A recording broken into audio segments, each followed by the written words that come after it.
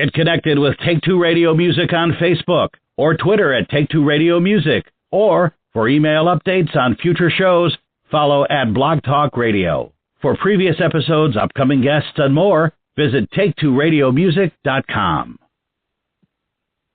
Good afternoon and happy Wednesday to everybody, and welcome to Take Two Radio Music. I'm Pam, your host. Hope you all are having a wonderful day. It's absolutely beautiful in Chicago, which is a change from what it's been for, it seems like forever, but it was probably the past week or so with rain, and we have enough. We're starting to build Noah's Ark over here. So, but I hope everything is well with everyone, and I'm so very pleased to have with me today Joel Rowland, and he's from the band Ostrich Run. So welcome, Joel. Hello. Thank you for having me. You're welcome, and thanks for joining me. Yeah, that's cool. We're over in California. Have a huge drought right now, so you guys are raining over here. It's sunny and really, really dry. Yeah, I know. And every time I see that, because I have relatives in California, so I tend to pay attention to, a lot of what's going on over there. And so every time I see that there's a drought, I think, God, you're supposed to split things up separately, equally, and give us a little bit of dry, a little bit of wet, and then put some over on the West Coast, but it seems like the Midwest and the East Coast are getting drowned while the West Coast is all drying up. So, and then I would love it the earthquake you guys had. Oh, I know. Everything. It was huge. My parents were up there, actually, up in Napa Valley when it happened. And they said it was huge. Oh, my gosh. That always scares me. Like I said, I have relatives there, and I just, every time I see it. And I guess with being Californians, they don't think a lot of it unless it's something, a little bit bigger like it was recently. Yeah, unless it's, really big, they kind of just deal with it, I remember I was outside over by the Angel Stadium at Disneyland, and I was just outside at a shopping mall, and then all of a sudden the whole building started shaking. There was stuff falling over and all this stuff, and nobody's really running or doing anything. Everybody's just kind of waiting for it to end. Oh my gosh! And here, me from Chicago, if I would have been there, I would have been freaking out, and people would have been looking at me like I was a lunatic. You show us lightning though, and we freak out. So. Well, we all have to deal with whatever Mother Nature gives us, I guess, and you get used to it no matter where you live and what you get. Mhm. Yeah. Exactly. We've had a couple of earthquakes here in Illinois, but I've never felt any of them. So I guess it's basically the ones that have been more closer to where it happened. Even though it says it came out my way, I didn't feel it. Yeah. So I'm glad of that, though. Believe me, I'd rather not know. Yeah. So let's get into your music and what you do. Are you the singer, the lead singer? Yeah, I do. I sing. I play guitar. Just kind of write. Me and Mark write together, and we have a good time doing it. I was really excited about this release. It kind of just was the first thing that Ostrich Run kind of put out there, so that was cool. Kind of gave us a feel for writing with each other and just kind of understanding where we want to take the music for future releases and stuff. And I had a great time. Wonderful. So it sounds like you guys are relatively new to, working together. But let's go back a bit. And have you been singing all of your life?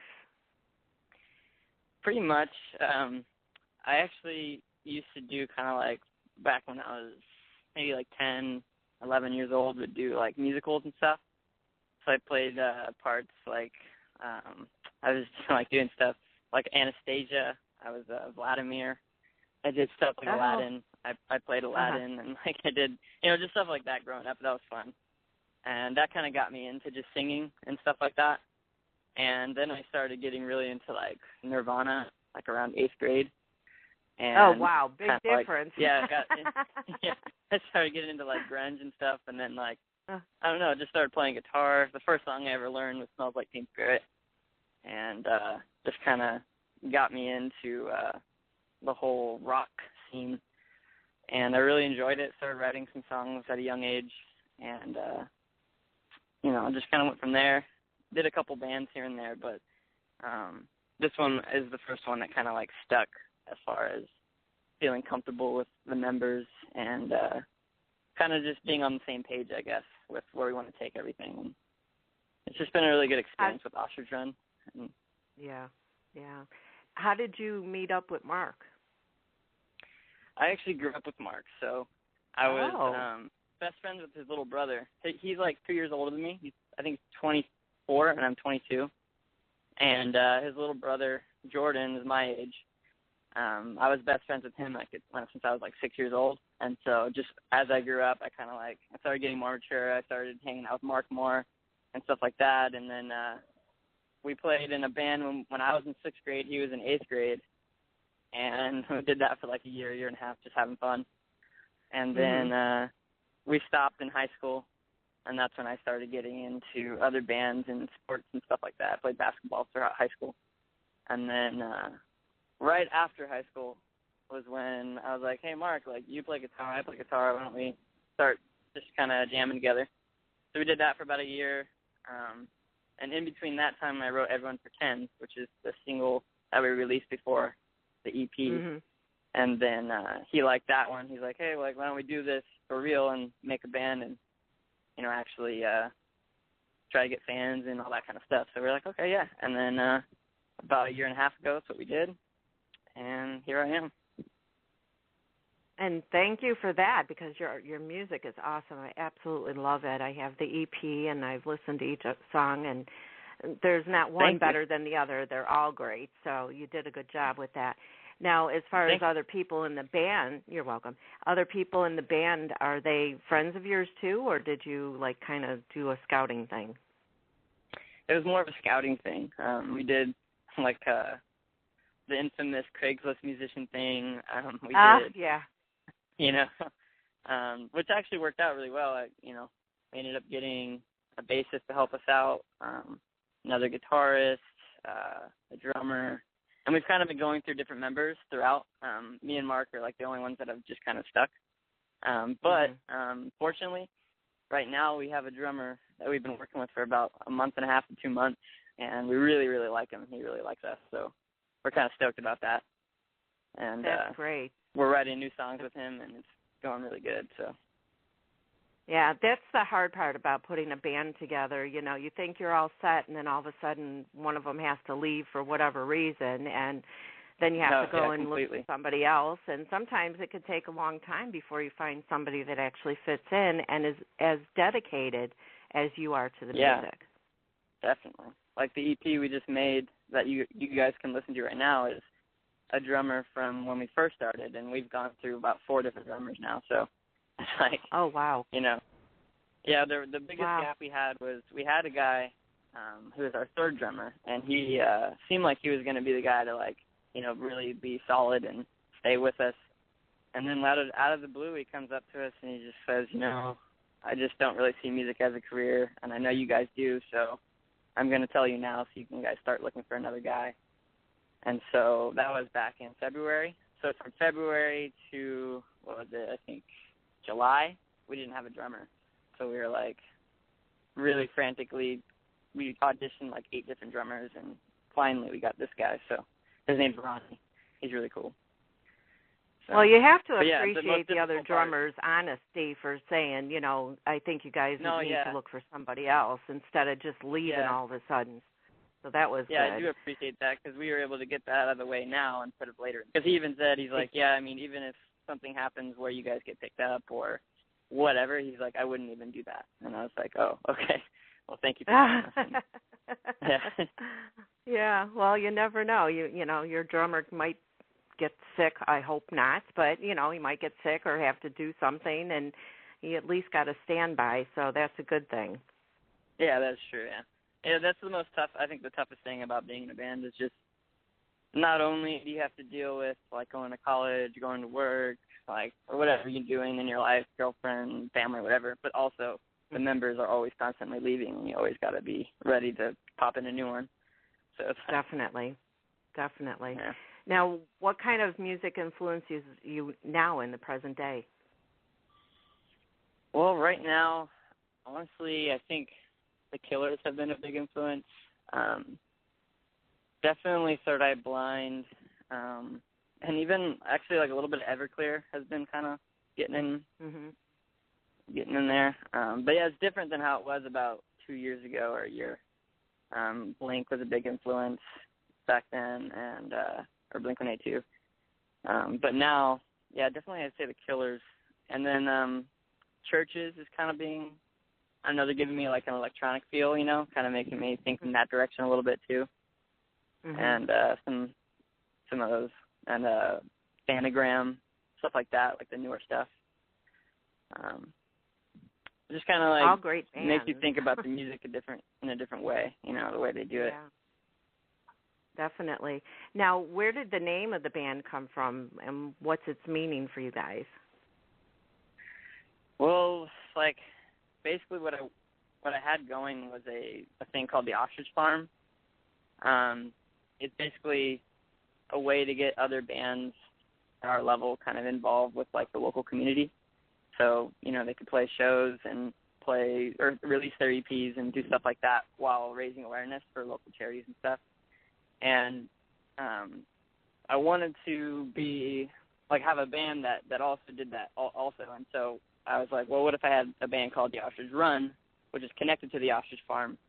And it all got sparked one day. I was like, I had that idea, and I was like, well, how do I make it cool? How do I make it fun for like kids or something like that to like be a part of it? And I thought of like the ostrich egg. So I don't know. To me, the ostrich egg just kind of like seems, it's like a super big, strong symbol, I guess. And I don't know. To me, it seemed kind of funny and cool to like call a donation an ostrich egg. So then I just kind of took that idea and went with it, and that's kind of where I'm at right now. It all started just from a symbol, I guess. And well, it definitely makes you want to know more about the band when you hear a name like that, you know, because I think that's what catches a lot of people in the first place is the name of the band or a name of a song, and then you want to know more about them. Yeah, so that was good thinking like on your part. You know, if you're like, yeah. Now, like tell us a hear little bit Casey more Ellison, about the foundation too, about the Ostrich Farm Foundation. Yeah, it's just as hard to get this going as it is to get a band going. It's like, you know, you got different pieces kind of working. Not only are the members helping it out and stuff like that, but you also have like friends who are interested, and then trying to get in contact with the charities and working out events, and you know, like there's just kind of like a whole another ball game to deal with. And so, like the past year has been fun trying to like learn how to do all that. And, like, you know, we're still young and we're still, like, trying to figure it out about how to do it. And, like, we'll have failed attempts all the time and stuff like that. But, you know, in the end, it's a good cause and the bands have a good time. And I mean, I think about a year and a half from now, it'll definitely be a lot more steady as far as, like, the vision and how we can go about it and stuff. So we're trying to get into the high schools and, you know, the colleges and stuff like that. And, like right now, I'm talking to a foundation called Cuck Fancer. It's like it's got started at UCI over here in Southern California, and it's just basically a guy from a fraternity had cancer like 3 times or something like that. It's crazy, and he survived it each time, and he realized how hard it was to go to school, pay for medical bills, pay for tuition, and deal with, like, you know, chemotherapy and all that. And he started this foundation so that way he could raise money to give students who suffered the same type of deal, give them, like, grants and stuff like that to help them pay for their medical bills and their tuition fees. And I thought that was really cool. Yeah.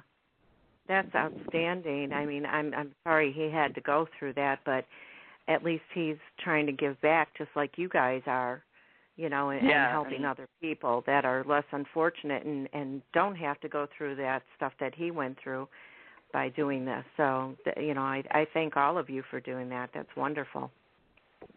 Yeah, it's one of those things where as soon as I heard that, I was like, wow, like I got to be a part of this. And And like I wanted to get, like I said, the other bands a part of it. So kind of what we're doing right now is trying to round up about 5 or 6 bands to give us a single, and then we're gonna put together a demo that we're gonna pass out throughout UCI and Cal State Fullerton, and maybe UC San Diego or USC, stuff like that around the colleges, and just get the awareness. And on the CD will be advertising the Cuck Panther and what they're about. And then maybe after about a month or two, get all those bands that gave us the single together and put together a showcase at one of the colleges. And, raise awareness and money. Yeah. And what's cool, too, is we have the Hope Foundation working with Cuck Panther to get cotton swabs, which is, basically you swab your mouth and then you get entered into this database that has your bone marrow, it matches your bone marrow to other people, which is actually like a really rare thing to be matched with somebody when it comes to bone marrow. Like, it's not like a blood transfusion where it's just super, very, very common to be able to find your blood type, but to be able to find somebody who can donate you bone marrow is really hard. And so the more people in the database, the more chances. So that's kind of part of it too, is trying to get people in the database for the Hope Foundation and stuff. Because because even save a life by doing that. Yeah, because I was going to say, even your family members sometimes don't match the person that needs the bone marrow. So to find a stranger, I'm sure is like 1 in a million at least, So it's really crazy. That's another great thing that you're doing. The more chances. Mm-hmm. Yeah. So I have received and stuff like that, and I think if we can get other bands involved, then it'd be fun for the people donating, and it's not just a donation. You can come and have a good time at the show and meet the bands and, do stuff like that, and it should be a fun time. I have a lot of admiration for you. With everything you just said, I mean, I just really, really admire you, and you're such a huge inspiration. And I hope that people out there listening, whether they're fans of music or are in other bands, take away something from this conversation, because you're wonderful. I can't tell you how lucky I feel that I am right now talking with you and learning more about this. Oh, thank you. I appreciate that. And whoever's listening, if you're in a band, give me a call, or not a call, go to our website, ostrichrun.com, and contact us and see if you can help us out with this. Definitely. That, oh my gosh, that would be so great. Wow. Well, speaking of doing shows live, what was it like for you when you did your first gig? It was definitely a very, a big relief, because we were a band for a long time before we did a first show, and just knowing what you want to do with it, and knowing that you need the music, you need all that stuff down. When you go out and you're actually doing what you've been working for, it's just such a huge I don't know, just sigh of relief. You're just like, we did it, guys, we did it, and then it just gets easier and easier each show, Yeah,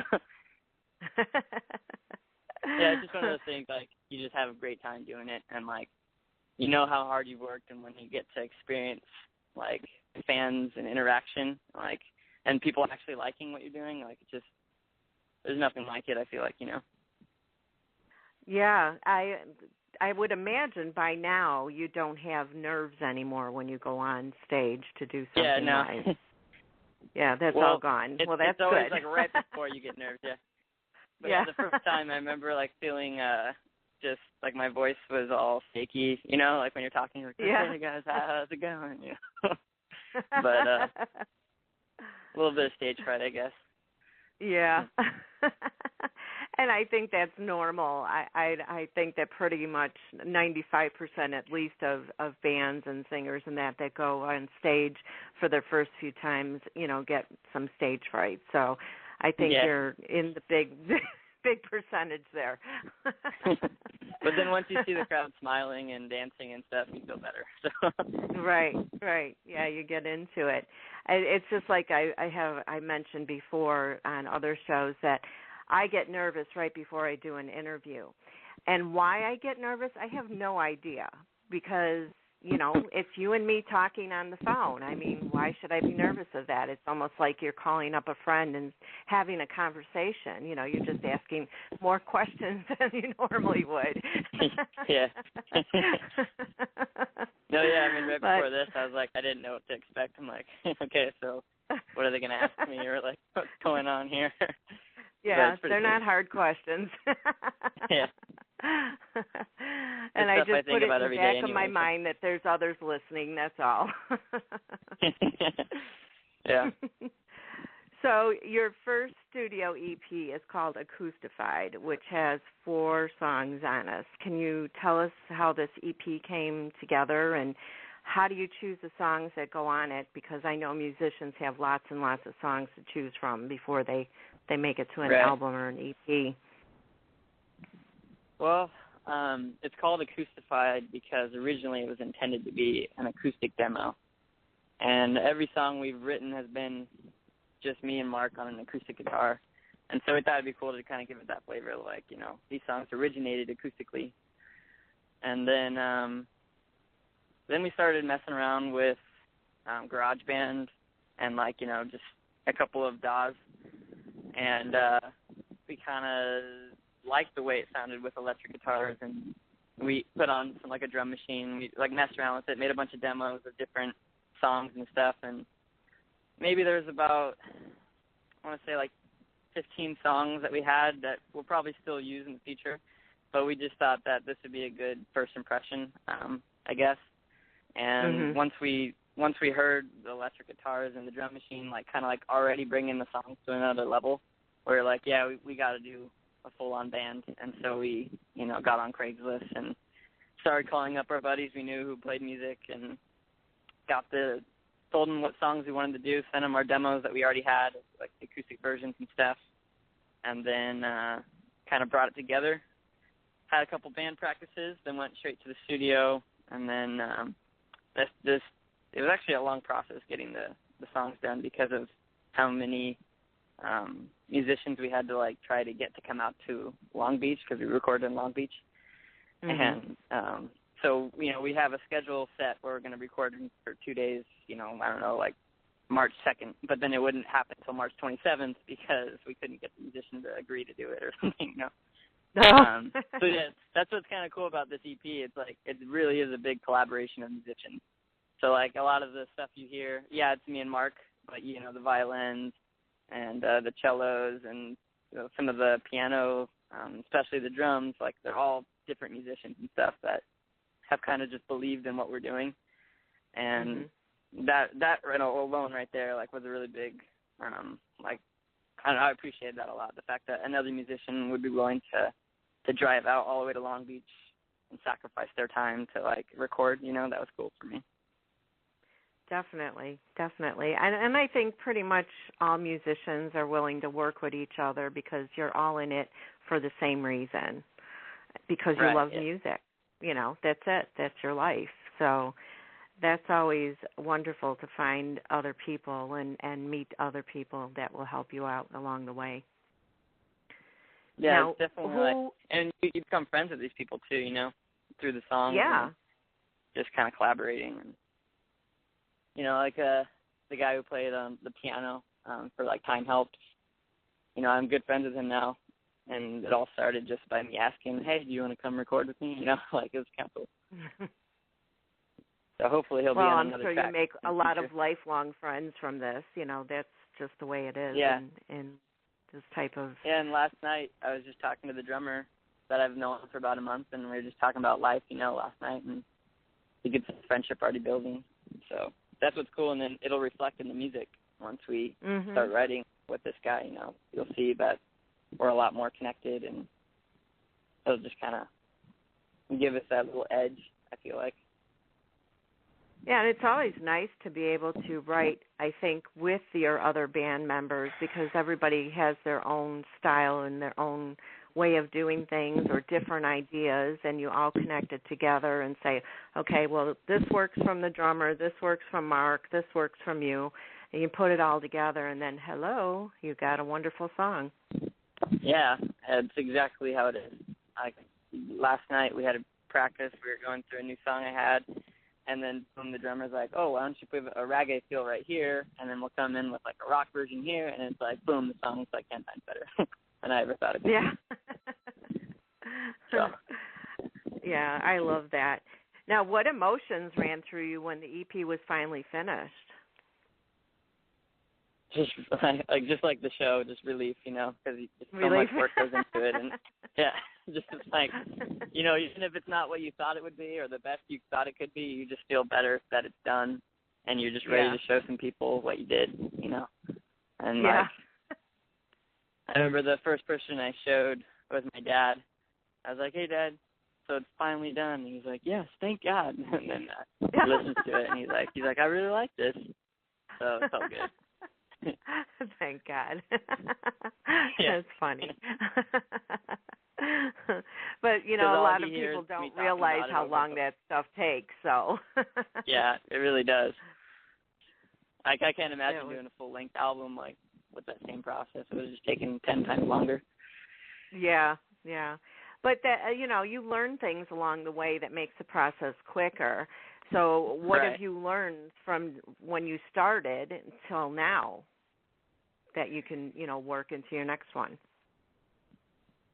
Probably definitely more pre-production, I guess, if that makes sense. I don't know if you've done film or anything like that, but preparation when it comes to it, so that way when you're in the studio, it doesn't take, 5 extra takes to do the vocal here, or it doesn't take, 6 extra takes to do the guitar here. And like, not like practice, but just, you start thinking of ideas while you're in the studio where you're like, oh, why don't we do this instead of that? And then if that was already figured out, then I wouldn't have had to be creative in the studio. I could have just already done it, and it would have been, okay, I know what I'm recording, boom, record it, and it's done. I don't have to, like, keep re-listening and then going back and fixing things and being like, oh, we should change this note to that note, that kind of thing. Like, that was probably what made the process long. And but as far as writing, I think I'm going to start simplifying how much instrumentation is in there and stuff like that, so that way you can really focus on the grit of the vocals and the emotion that the lyrics are trying to say. Because I think sometimes it gets overpowered. Like, the vocals get drowned out by the music and stuff. So I've learned that, too, to not be so, like, overdriven with musical instrumentation and stuff, and kind of, like, simplify, maybe just instead of, like, a whole quartet, maybe you just have a violin or something. I don't know. Something like that. Yeah, because, it would help you, too, when you guys are out doing gigs, because you're not going to have that full quartet with you playing. Right. So yeah, and then your song's going to sound different. Yeah. Exactly.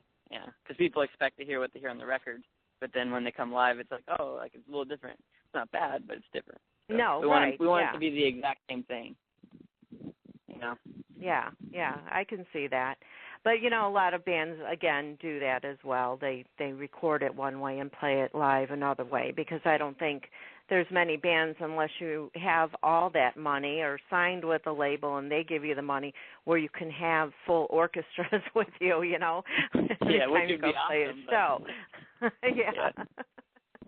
Yeah, we've been getting into sequencing at practice lately and trying to, like, figure out maybe if we could, it's not the same as having the instruments there, but at least you'll be able to hear it and, like, have, like, backtracks as far as the strings go and stuff. Yeah. And, which isn't as cool, but hey, I mean, when you're on a budget, it's kind of, you got to do what you got to do. Most definitely.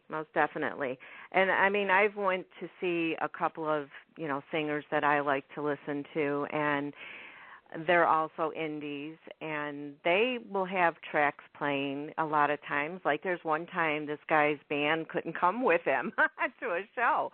So instead of canceling it, he played the music in the background and sang to it, and it was perfect. I mean, as long as you like who you're going to see, I don't think it much matters as long as you get to hear the music some way, somehow, and then, of course, them singing. Yeah, that's a good point. I mean, a lot of pop stars and rappers and stuff, like, just backtracks and almost like they're doing karaoke to themselves, and it's still just as good. It's not like...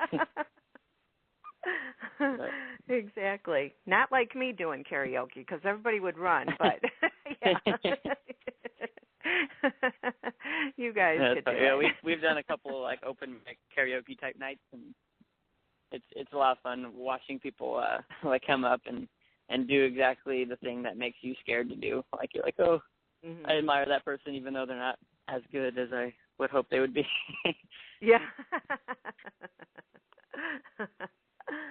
And there's some people I know, I've been to some karaoke's where, you know, like I went on a weekly basis or something with my friends, and there's some songs that a person can sing, like they'll stick with one song, but they won't sing another one because then, oh my gosh, you know, run for cover. But it's funny that I think it has to do with the tone of the song or something, you know, like if it's like for the key somebody that's like a soprano.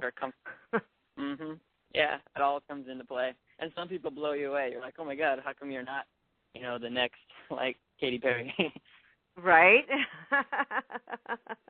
Definitely. And it's not because I'm drinking 14 beers. You still sound good. Oh, it might be that sometimes. But. Yeah. That's so true. Well, I'm going to play for our listeners when I let you go your first two songs off your EP, which is Everyone Pretends and Time Helps. Now, before I let you go, though, I'd like you to tell me a little bit more about the video for Everyone Pretends, because I was truly fascinated with the artist on that video. And, of course, the song was great, but it just all seemed to work together. Where'd that concept come from? Well, like when you're trying to think of a music video at our level, like being independent and not having any money, you try to like think, well, how can we make a video that's still interesting and doesn't cost a lot? And I was like, well, it makes sense to do something like where you don't have a set, it's just a room or a warehouse. And I was like, and I really kind of wanted to see another artist's perspective on the song, you know? And so I kind of just said, here, I gave him the song. I said, listen to it, you know, brainstorm of kind of the visuals that you get from hearing it. And I was like, what we'll do is we'll get this big canvas and you just start painting what you think the song is trying to say. And I said, go. And then he just kind of, he's like, okay, cool. And his name is Jake Ryan Dickens. He's a really cool guy. I've known him for a couple of years now. And he just blew me away with what he did. And I was like, whoa, we documented it, sped it up, and then put it to the song. And it just worked out really, really well. And I was kind of cool with you. If you notice when you watch the video, there's like a little guy that he wrote in there, or like a little character, and it kind of goes through the song, and then at the very end, you know, he's sitting on that bench looking at the rest of the painting. But then if you look, there's a little pathway that goes straight to that bench that, like, he could have avoided going through all this stuff if he would have just went straight through the bench. And I thought that was cool because the song is saying, you know, this time, never mind, better off pretending that it's just fine.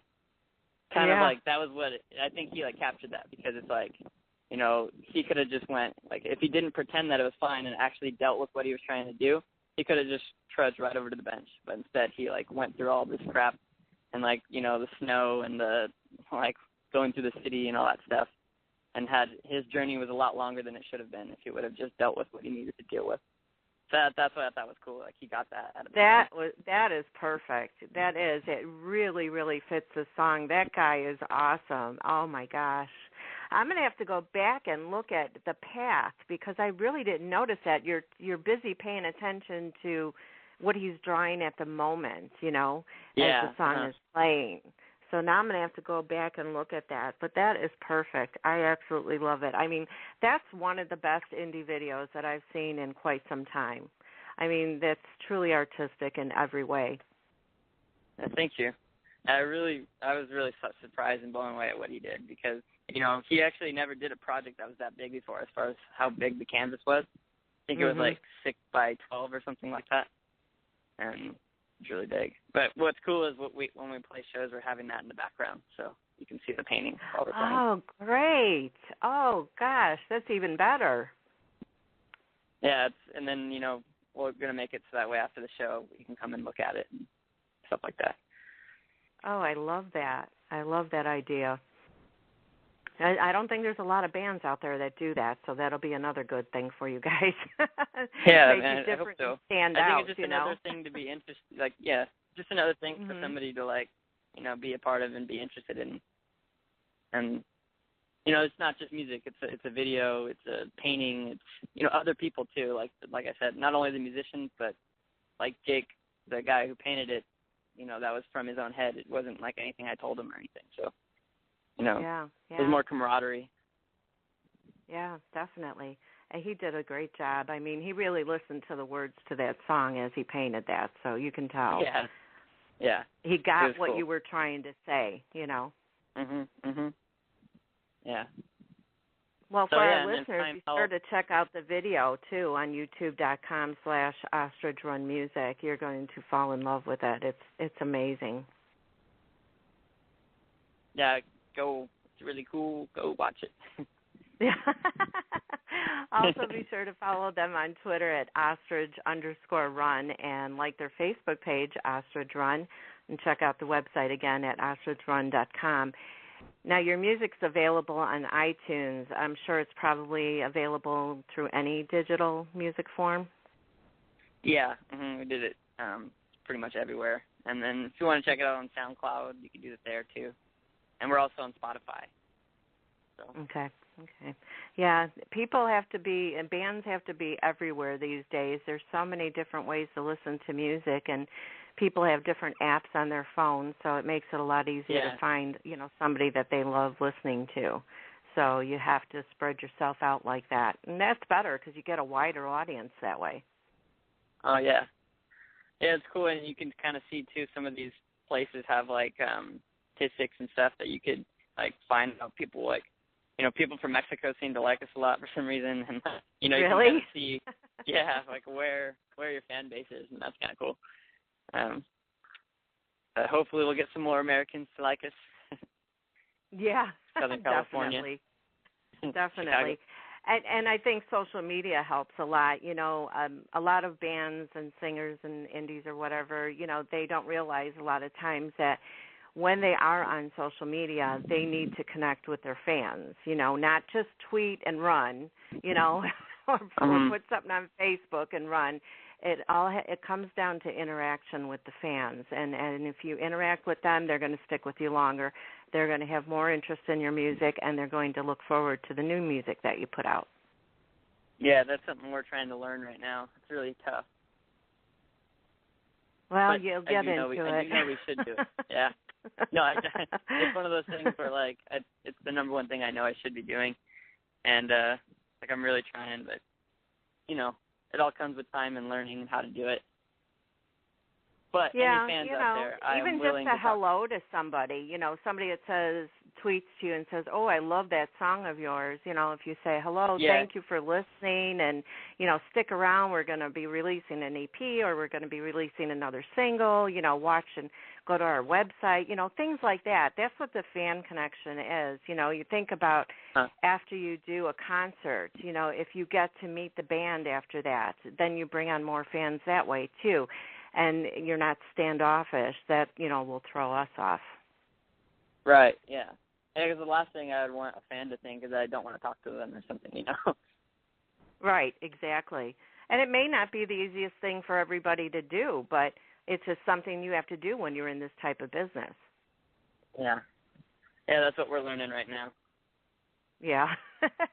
Just another way to promote yourself, that's it, you know, and have listeners and fans for a long time to come. So, do you have any upcoming gigs?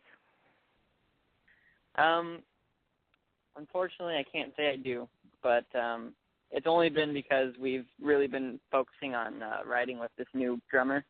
But it is coming up. I would say within a month, probably about a month to a month and a half, we'll definitely be starting back up again and playing shows. Because we're already working on a new demo just to pass out in Southern California out here, just locally, you know, straight anybody that wants one, and then definitely put up a free download of a new song probably in about October-ish. So, not that. Well, if you could pick anywhere in the world that you'd like to play, what venue would it be? Anywhere in the world is tough, but I gotta say Southern California's Hollywood Bowl would be my idea. I mean, if that ever happened, that'd be my dream come true. There you go. I'm sure you'll get there. I have no doubt. You guys are really, truly talented, and I think that you're going to make it in this business, and I think that you're going to go very far and be long-standing and not just a one-hit wonder. Well, thank you. I appreciate that. You're welcome. And I want to thank you so much, Joel, for joining me today. I wish you all the best in your future, and keep in touch. Send me new music when you get it, and I'd be happy to play it on Music Mondays. Okay, thank you so much. That's definitely just so good to hear that you like the music. Oh, I do. Believe me, I do. I've listened to it quite a few times. So, and now our listeners will get to hear a couple of songs because I didn't want to play all 4 of them at once. You guys need to buy the EP. Yeah. Right? Mm-hmm. Okay, well, take care of yourself and keep up the great work, and we'll talk again soon. All right, thank you so much. You're welcome. Bye-bye. Bye-bye. For our listeners, here is Everyone Pretends by Ostrich Run.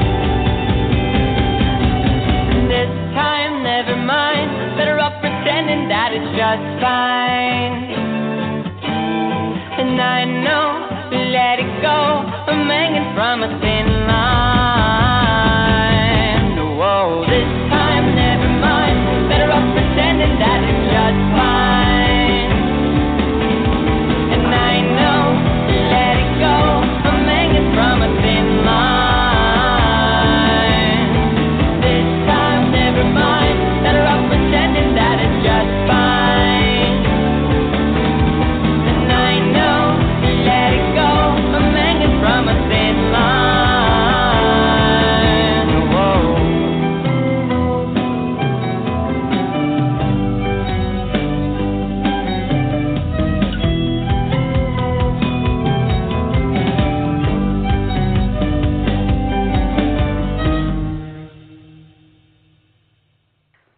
Awesome song. Everyone Pretends by Ostrich Run. Ostrich Run, if I can talk. There we go.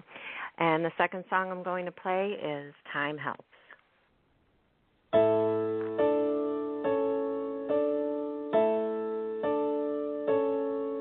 got a war in my head, it's killing me.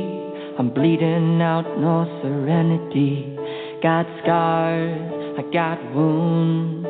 I've been beaten to death without you.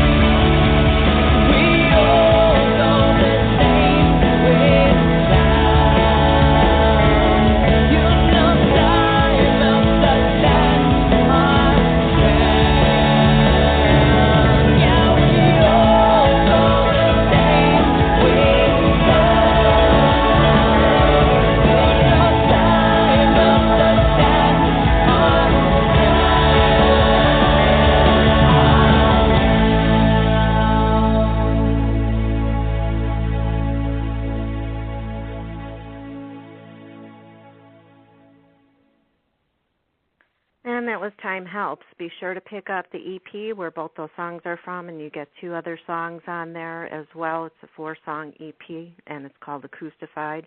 Pick it up on iTunes or wherever you download your music from digitally these days. I want to thank everybody for joining me today. It was a lot of fun speaking with Joel, and I'm inspired and have a lot of admiration for him and the band that give back to the community as well as helping people out, and that guy with cancer and his foundation and what he wants to do. So if you're a band that would like to help out with that, be sure to contact them. Again, they're on Twitter at ostrich_run and Facebook Ostrich Run, and ostrichrun.com is their website. So we'll see you again on Monday at 3 p.m. Eastern Time for another hour or so of the best indie music from around the world. If you are an indie artist and you would like your music on the show, go ahead and send me some MP3s of your music at take2radio2@gmail.com. That's with the number 2. Be sure to include your Facebook, your Twitter, your website, and all of that so I can share it with our listeners and they know where to find you in your music. If you are an indie artist and you'd like an interview, you can use the same email address to make your request at that time. So we'll see you again, and have a great rest of the week and upcoming weekend, and we'll see you at Monday, 3 p.m. Eastern Time. Take care, everybody. Bye-bye. Get connected with Take Two Radio Music on Facebook or Twitter at Take Two Radio Music, or for email updates on future shows, follow at Blog Talk Radio. For previous episodes, upcoming guests, and more, visit take2radiomusic.com.